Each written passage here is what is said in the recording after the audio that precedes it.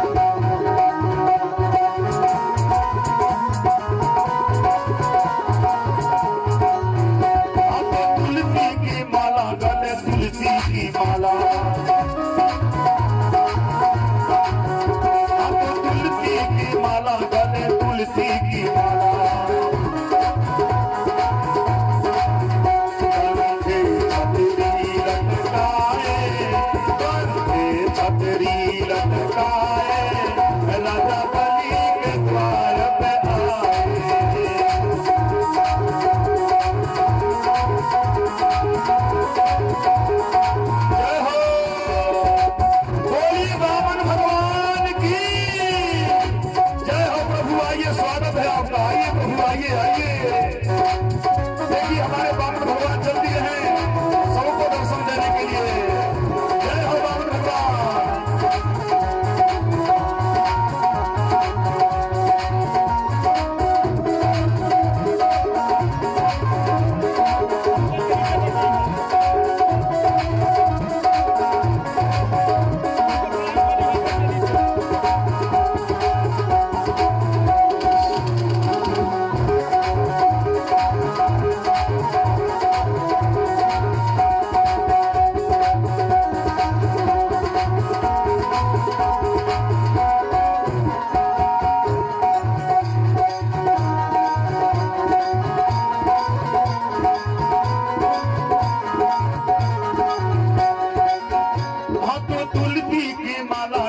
तुलसी की माला ताली बजा के हाथों तुलसी की माला गले तुलसी की माला हाथों तुलसी की माला गले तुलसी की माला कंधे छतरी लटकाए कंधे छतरी लटकाए राजा बलि के द्वार पे आए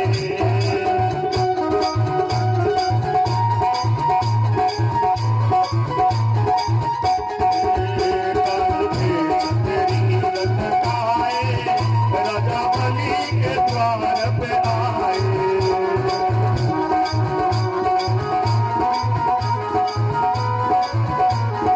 जय हो बोली बामन भगवान की बोली बामन भगवान की।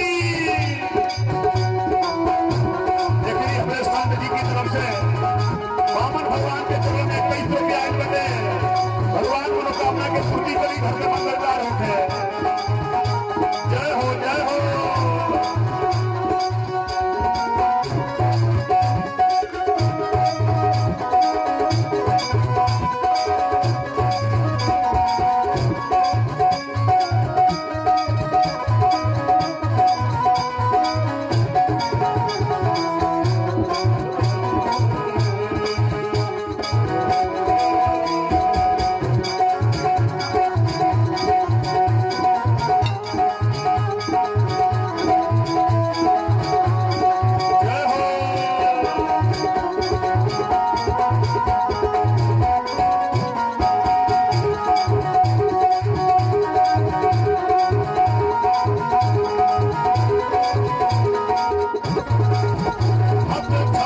शोभे और कमंडल शोभे अब छानी शोभे और कमंडल शोभे पति टीका शोभे कान कुंडल शोभे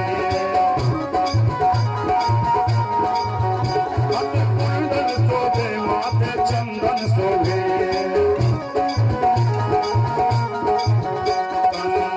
छतरी लटकाए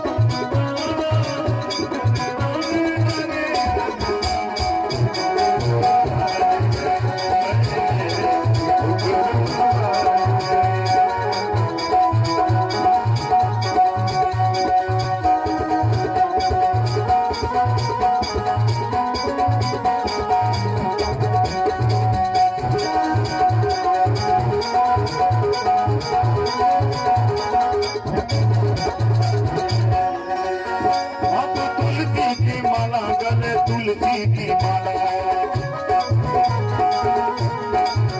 तो तुलसी की माला गले तुलसी की माला, छतरी लटकाए, छतरी लटकाए, राजा बलि के द्वार पे आए।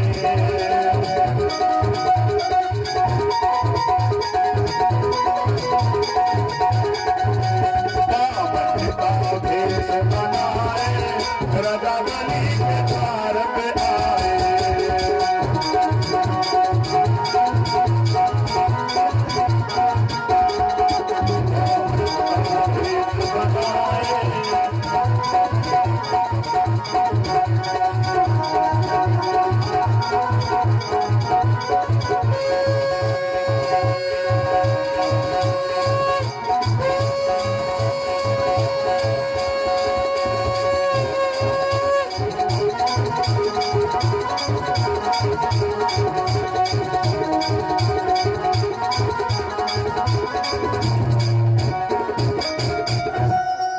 भगवान की जय। बामन भगवान के देखते ही राजा बलि खड़ा हो गए। बामन भगवान के बड़ा सुंदर स्वागत कैले और कहने की प्रभु आपके बहुत बहुत स्वागत बाटे। अरोरा हमरे जग में पधरले बानी।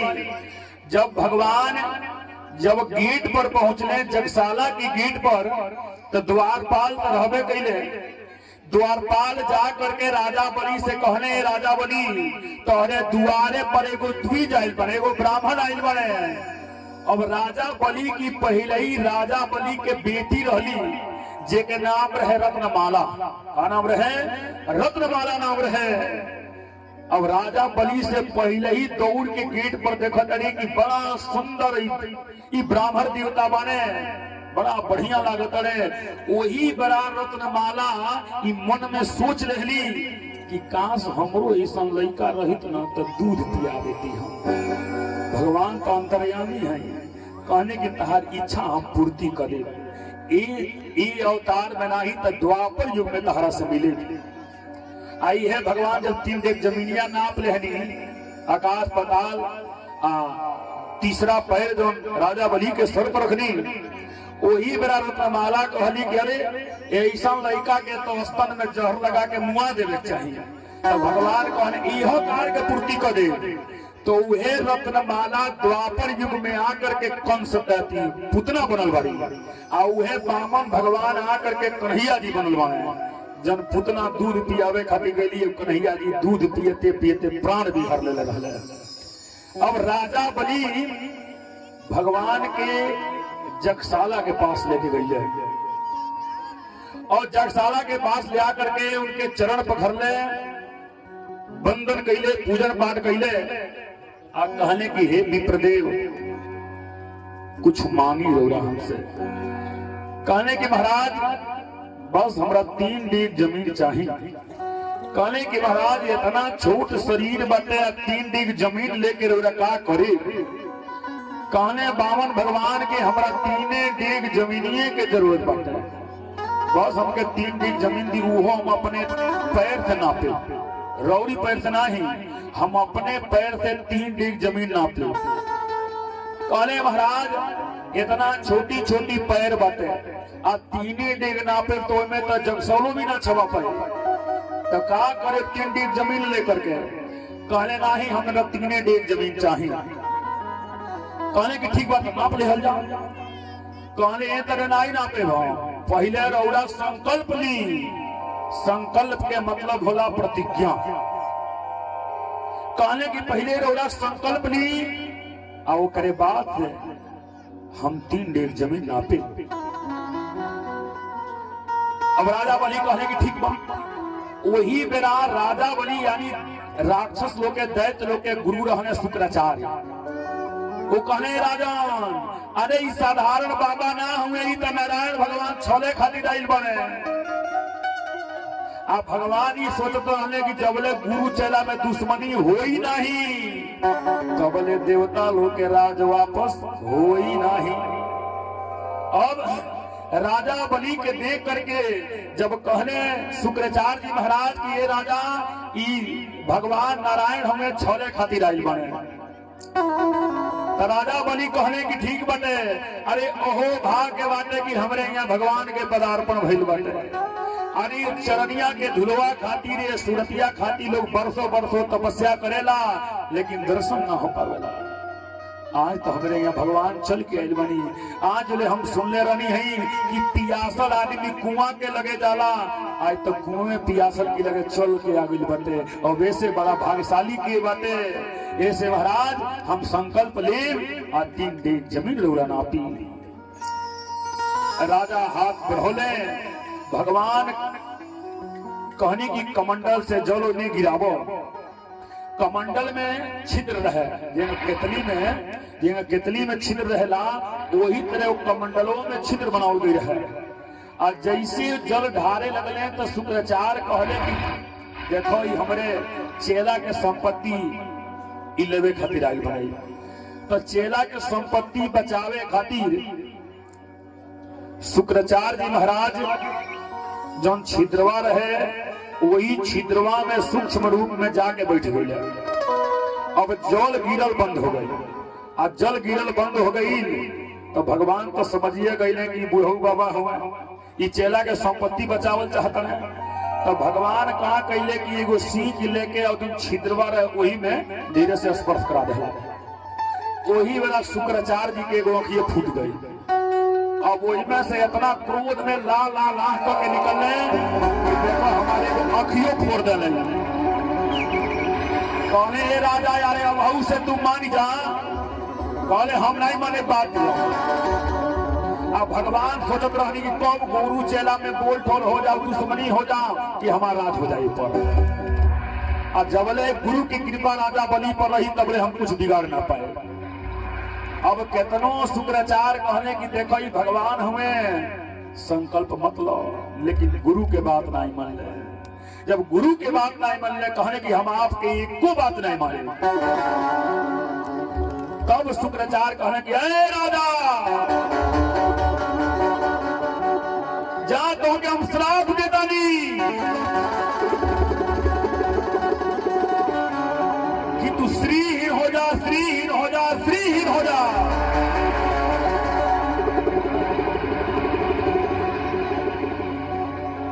इतना कहने की जा तू श्रीहीन हो जा, लक्ष्मीहीन हो जा, इतना कही के राजा के श्राप दे के शुक्राचार्य जी महाराज चले गए। भगवान कहले कि अब गुरु चेला में दुश्मनी हो गई, अब हमरा आगे के लीला करे पड़ी। अब राजा बलि तो संकल्प ले रहे, अरे महाराज संकल्प तो हो गई, अब 3 दिन जमीन नापी रहूंगा। कहने की ठीक बात, भगवान विराट स्वरूप बनोगी। और भगवान विराट स्वरूप बन के दुए पैर में आकाश पाताल सब नाप रहनी।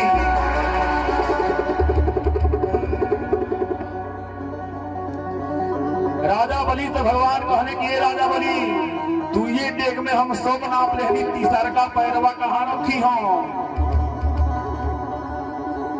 कहने की प्रभु अब अहिन दाता बाकी बने, तीसरा पैर रौरा हमरे सर पर रखी। वामन भगवान राजा बलि के सर पर तीसरा पैर रख दे। बोली वामन भगवान की। जैसे वामन भगवान राजा बलि के छल रहले, वही बेरा फूल के बारिश होखे लागल। अरे बिचया समानवा से फूलवा गिरे लागल।